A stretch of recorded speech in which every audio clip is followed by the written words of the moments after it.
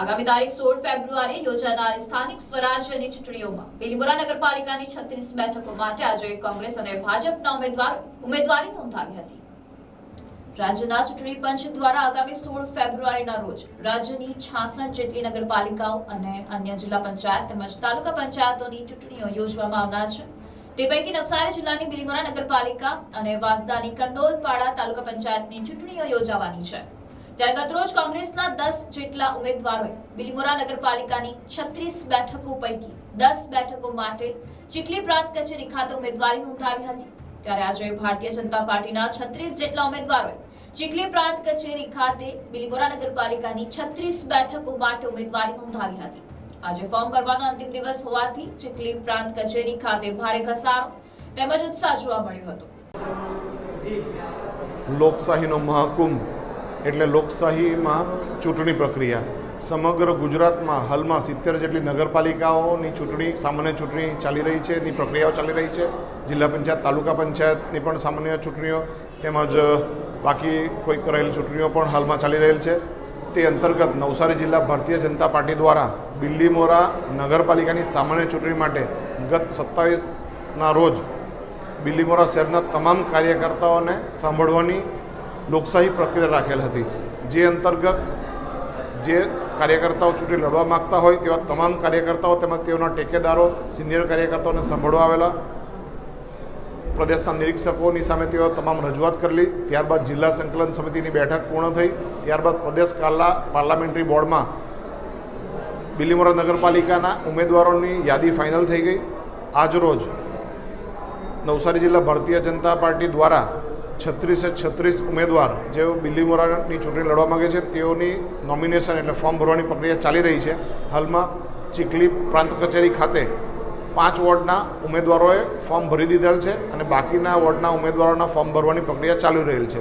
તે અંતર્ગત 9 વોર્ડના 36 ઉમેદવારો જેમાં 18 જેટલી મહિલા અને 18 જેટલા પુરુષો, જે અંતર્ગત પણ 9 જેટલા ઓબીસી આરક્ષિત ઉમેદવારો અને બીજા SC ST અને એ અંતર્ગત પણ બીજા 9 જેટલા ઉમેદવારો એટલે તમામ જ્ઞાતિ જાતિ ધર્મના 36 ઉમેદવારોએ આજરોજ ફોર્મ ભરવાના છે। અને આવનાર દિવસોમાં માનનીય વડાપ્રધાન શ્રી નરેન્દ્રભાઈ મોદી સાહેબની જે કલ્પના છે તે અંતર્ગત વિકસિત ભારત અને વિકસિત ગુજરાત અને વિકસિત બિલીમોરા તે હેઠળ સૌનો સાથ અને સૌનો વિકાસ એ અંતર્ગત આપણા સૌના આદરણીય સાંસદ અને ગુજરાત પ્રદેશ પ્રમુખ શ્રી CR પાટીલ સાહેબના માર્ગદર્શનમાં અમે સૌ કાર્યકર્તાઓ ખભે ખભા મેળવીને બિલીમોરા નગરપાલિકાની 36 સીટ જીતીશું અને આવનારા દિવસોમાં બિલીમોરાના જે કોઈ કામ બાકી છે વિકાસના એ તમામ કામો પણ પૂર્ણ કરીશું।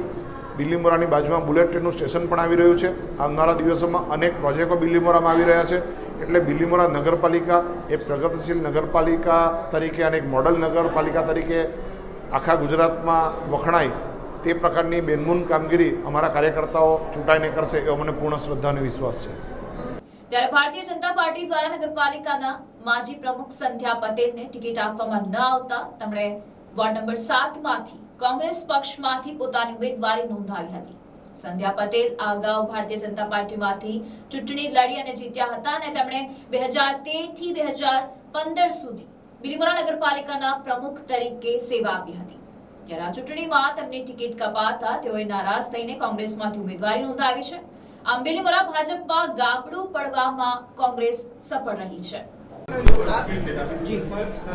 હું બીજેપી પાર્ટીમાંથી આવું છું અને છેલ્લા 1997થી અમે લોકો કાર્ય કરતા છીએ બીજેપીના, અને તે દરમિયાન મેં જે રીતે કામ કર્યા છે 2013 થી 2015માં હું નગરપાલિકામાં મને પ્રેસિડેન્ટ બનાવવામાં આવેલી હતી। બીજેપીના મેન્ડેટ પર હું ચૂંટાઈ હતી અને એમાંથી હું આવી હતી અને ત્યારબાદ પણ હું કાર્યકર્તા તરીકે સક્રિય જ હતી। પણ ત્યાર પછી કેવું મારી હેલ્થમાં પ્રોબ્લેમ હતો, મને હાર્ટ એટેક આવી ગયેલો એટલે મેં 2-3 વર્ષથી થોડું ઓછું કરી નાખ્યું હતું એમ। મને ટિકિટ નહીં આપવા માટેનું કારણ એવું જ જાણવા મળ્યું કે આ 2-3 વર્ષથી ક્યાં દેખાય છે કે એને ટિકિટ આપવાની, એટલે એ વાત મને બી ખબર પડી। એટલે પછી તો બી મેં એવું કંઈ એ નહીં કર્યું, પણ ટિકિટ નહીં આપવા પાછળનું કારણ આવું બતાવ્યું તો મને કયા રીઝનથી બેન આવતા નહીં હતા એ જાણવાની પાર્ટીએ કોશિશ નથી કરી કે કોઈ પૂછ્યું નથી મને કેમ નથી આવતા એમ।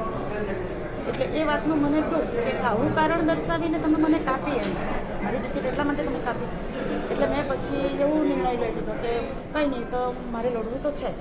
એટલે વોર્ડ નંબર 9માંથી મેં ઉમેદવારી મારી નોંધાવી છે અત્યારે અપક્ષ તરીકે. અને વોર્ડ નંબર 7ની અંદરથી હું કોંગ્રેસમાંથી લડું છું 2 number. Report and news Navsari.